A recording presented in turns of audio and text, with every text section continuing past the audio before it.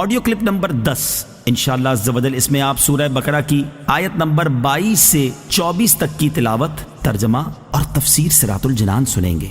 بسم اللہ الرحمن الرحیم۔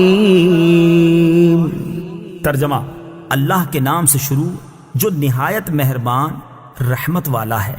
الذي جعل لكم الأرض فراشا والسماء بناء وأنزل من السماء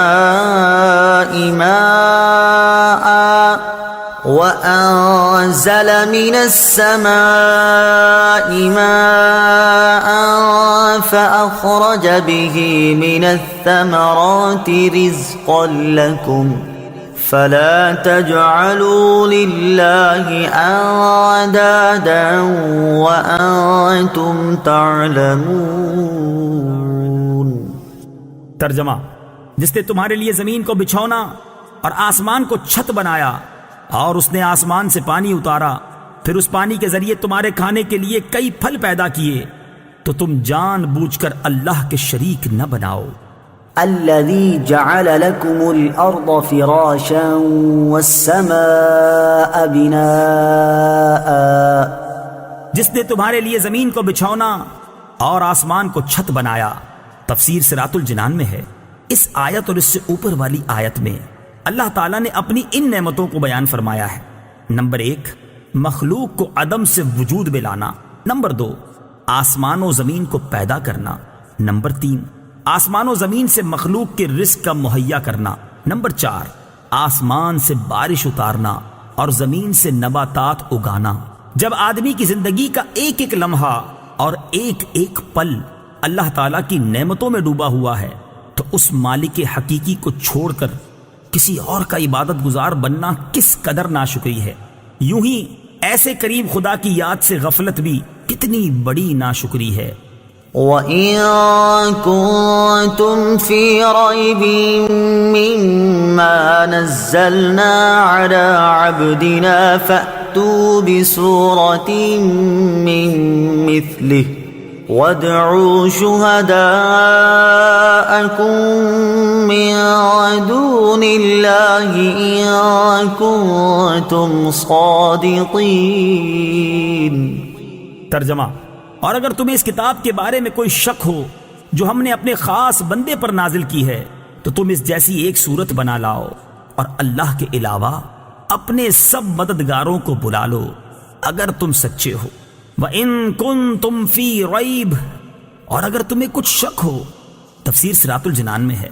اس سے پہلی آیات میں اللہ تعالیٰ کی قدرت و وحدانیت کا بیان ہوا، اور یہاں سے حضور سید المرسلین صلی اللہ تعالیٰ علیہ وسلم کی نبوت اور قرآن کریم کے اللہ تعالیٰ کی بے مثل کتاب ہونے کی وہ قاہر دلیل بیان فرمائی جا رہی ہے جو طالب صادق کو اطمینان بخشے اور منکروں کو عاجز کر دے۔ اللہ تعالیٰ کی عظمت کی سب سے بڑی دلیل محمد مصطفیٰ صلی اللہ تعالیٰ علیہ وسلم ہیں، اور محمد مصطفیٰ صلی اللہ تعالیٰ علیہ وسلم کی عظمت کی سب سے بڑی دلیل قرآن ہے۔